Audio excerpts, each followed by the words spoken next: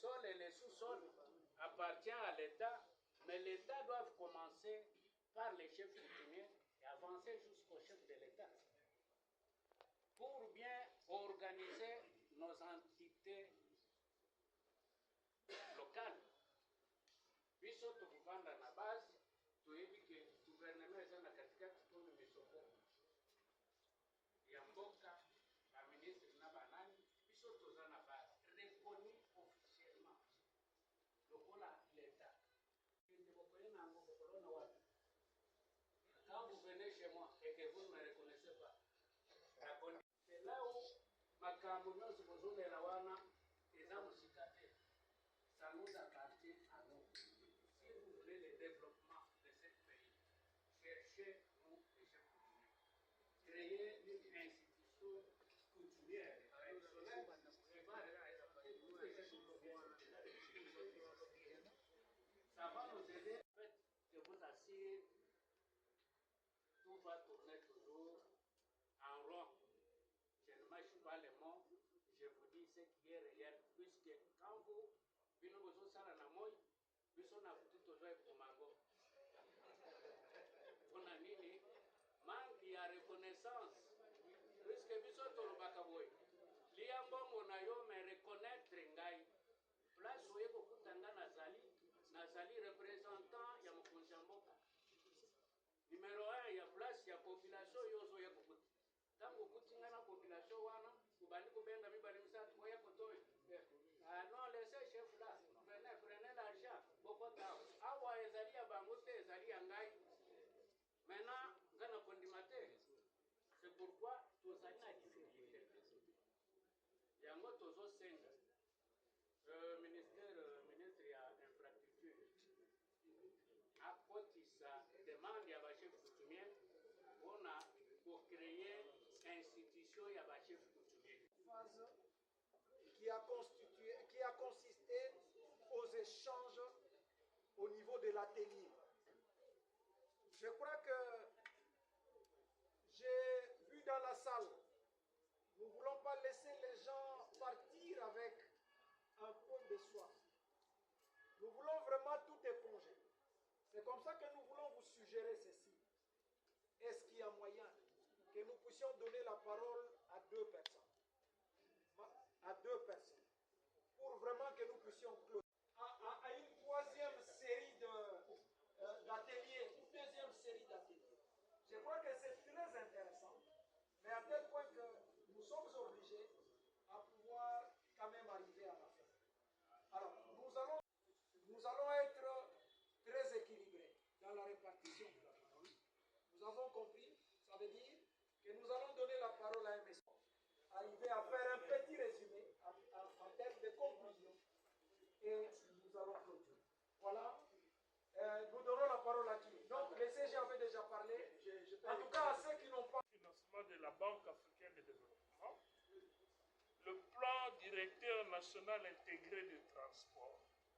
Je peux vous promettre, ce document, malheureusement, c'était pendant la période où le pouvoir de Kabila partait et c'était les élections. Bref, il n'y a pas eu appropriation et divulgation. Mais tout ce que vous voyez se faire ici à Kinshasa, les gens viennent tirer ce qui sont avisés. Ce plan est l'unique qui a pu réunir pour son diagnostic toutes les couches nationales pour le diagnostic. Ce plan comporte dans son troisième volume un plan d'action dans toutes les modalités de transport dans notre pays. Donc je propose à ce que, dans le cadre de ces assises, qu'il y ait une cellule ou quoi pour réfléchir. La BAD est prête à financer l'actualisation.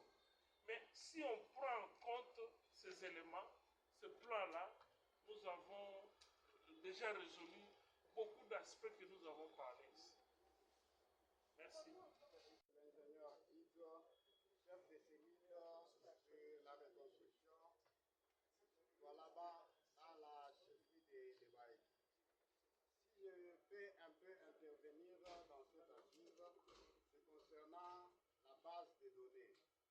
Parce que tout ce que les autres ont fait dans le passé, est-ce qu'aujourd'hui on peut avoir une base de données pour se référer, pour permettre à ceux qui aient continuité? Oui, aujourd'hui, c'est le président Fachi qui initie les projets. Est-ce qu'après lui, il y aura continuité? Parce que c'est ce que nous sommes en train de subir sur le contrôle du projet. Parce que ce que je parle, c'est par rapport peut-être là-bas. On a un très grand souci concernant la continuité. Parce que les autres commencent, et une fois qu'il y a remaniement, les autres, au lieu de continuer ce que les autres ont laissé, et veulent au moins commencer aussi par là où eux aussi veulent commencer, tout en laissant les projets inachevés à gauche et à droite. Or, il faut qu'il y ait continuité. C'est pourquoi, moi, ce que j'aimerais au moins faire comme recommandation, qu'il y ait une cellule capable de faire le suivi là où notre gouvernement va laisser, et que cette cellule puisse au moins faire le suivi pour permettre à l'autre de continuer pour achever, et après permettre aussi à l'autre de commencer ses projets après qu'il ait achevé le projet de l'autre. Merci beaucoup. Dénommé expertise et contrôle qualité. Nous l'avons dit. Ces panels a développé deux sous-thèmes. Il y a un premier sous-thème qui a été développé au niveau du panel. Nous avons eu des panélistes, nous avons eu des intervenants, et c'était des interventions de niveau très élevé. Passé cette phase de panélistes, mais nous rappelons que les thèmes, les sous-thèmes étaient intitulés. Qui peut nous rappeler ça? C'était intitulé quoi? Les sous-thèmes là?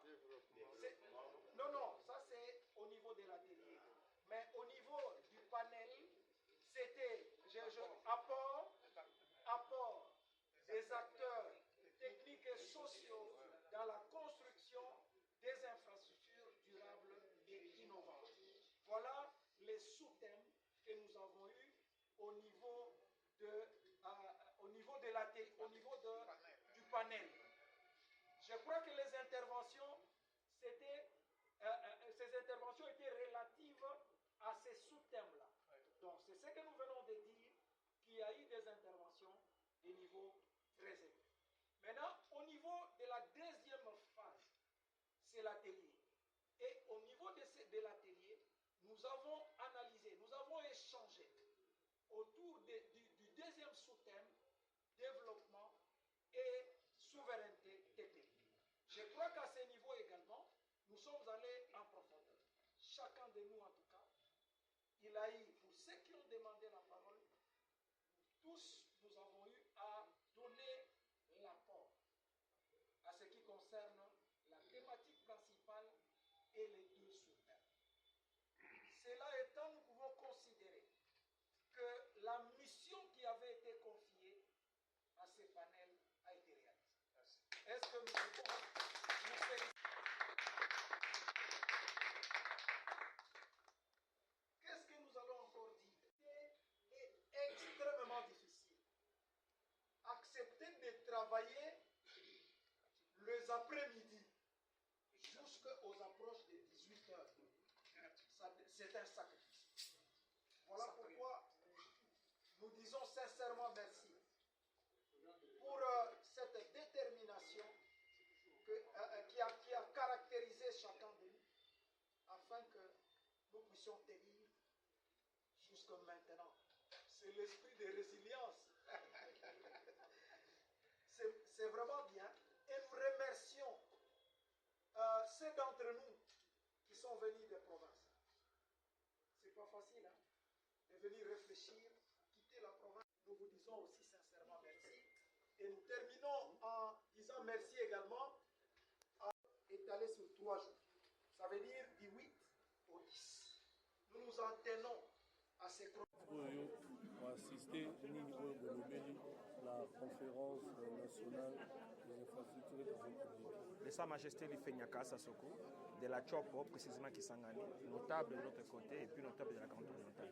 On a fait partie à cet atelier, à cette conférence organisée par le ministre des Affaires, le ministre de l'Infrastructure, dont nous avons été participants. Aujourd'hui, on était à l'atelier au panel 7, nous avons parlé autour de la... On a fait appel aux acteurs sociaux et partenaires qui étaient ici dans cette panel, dont le sous-thème était, on a parlé autour de la souveraineté sur les techniques. Alors, nous avons apporté l'émergence en disant que oui, on sollicite la souveraineté par rapport à l'appropriation d'abord du destin et la forme de l'infrastructure. Aujourd'hui, vous constaterez à Kinshasa, nous avons l'infrastructure allégeant plus à d'autres cultures. Nous avons constaté qu'il y a la culturation infrastructure. Si vous allez en Chine, vous allez comprendre que cette infrastructure, c'est la culture chinoise. Si vous allez en Égypte ou en Arabie Saoudite, vous constatez que cette infrastructure est arabe. Si vous allez en Occident, vous constatez que cette infrastructure est occidentale. Mais au Congo, là où vous allez constater la infrastructure congolaise, il n'y en a pas. Je demanderai plus aux ingénieurs, aux génies congolais en domaine de l'infrastructure de se référer autour de ça. Aller épuiser dans les annales de l'histoire de l'Afrique, parce que l'Afrique, à sa civilisation, avait aussi son infrastructure à lui seul. Quand vous connaissez, vous constatez que ça, c'est l'infrastructure africaine. Alors, épuiser de ça, de commencer de là, et puis ressortir maintenant une bonne infrastructure où les Congolais ou les Africains seront le maître d'ouvrage. Il y a un constat aujourd'hui, lorsque les techniciens apportent la culture ou l'infrastructure occidentale, le maître de cette culture-là, c'est plus les Occidentaux, ce n'est pas nous les Africains. Nous adaptons à l'ère technique, et sont les méandres de cette technique. Ils le maîtrisent mieux que nous parce que tous les méandres de cette technique, ils le maîtrisent. C'était ça un peu cette proposition de Dieu aussi. Nous avons réclamé aussi, étant que les autorités coutumières, à quand l'aménagement des entités coutumières. Parce que nous avons constaté que les autorités actuelles, ils aménagent que lorsque nous devenons en administration, et comme quartier, ça devient commune, l'État vient aménager. Mais quand il est en statut des autorités coutumières ou entités coutumières, il ne vient pas aménager. Alors on a peur, c'est-à-dire, ça sera d'une manière indirecte de nous effacer des entités coutumières dans la cartographie de la République du Congo. Il faut lancer un message au ministre de l'Intérieur, ça sera laquelle? Parmi les priorités, il tient compte aussi des aménagements des entités territoriales décentralisées. Donc, village doit être aménagé. Si vous allez en Chine, leur village en statut coutumière est aménagé. Pourquoi pas au Congo? Est-ce que là, il faudrait les ingénieurs coutumières? On n'a pas besoin des ingénieurs coutumiers parce que les enfants qui sont les ingénieurs, ce sont nos enfants. On les demande d'aller maintenant approfondir leurs connaissances. Parmi les essais de l'ère technologie récents par rapport à la congolaise, ils doivent l'adapter dans nos villages naturels. Merci. Toyeba nini ezangi tosala ndenge basala kana famille pour makambo nyonso ya avancer. Tout ça tourne dans une même tour puisque nous sommes à 54 années, il y a toujours tourné kak 5e président ayekozwa quand même ngwende ya kotala que non, tout ne marche pas. Il faut chercher nos papas. Donc nous les félicitons et nous sommes derrière lui. Nous allons les soutenir, sauf que nous voulons l'institution coutumière et traditionnelle doivent être plantées. Ça va nous permettre à s'organiser. Le bureau national et le bureau provincial dans toutes les provinces. C'est là où nous allons rassembler toute notre force pour faire le mieux que nos enfants et notre pays puissent aller de l'avant. Je pense que c'est ça ma petite préoccupation selon moi que je viens de faire. Je suis chef Mpungwanda Ekayembe Evariste, président national et au Conseil des autorités coutumières et traditionnelles, institution en gestation pour les chefs coutumiers. Merci. Lors de votre intervention, vous avez évoqué la souffrance et un problème de contrôle de loi là-bas concernant les infrastructures. Alors, vous êtes devant la presse, en résumé, qu'est-ce que la population qui vous suit là-bas et ici peuvent retenir? Bonsoir, merci encore une fois. Moi, c'est l'ingénieur Hugues, le chef de cellule de la reconstruction dans le Lualaba, dans le territoire de Lubudi, chefferie de Baeke.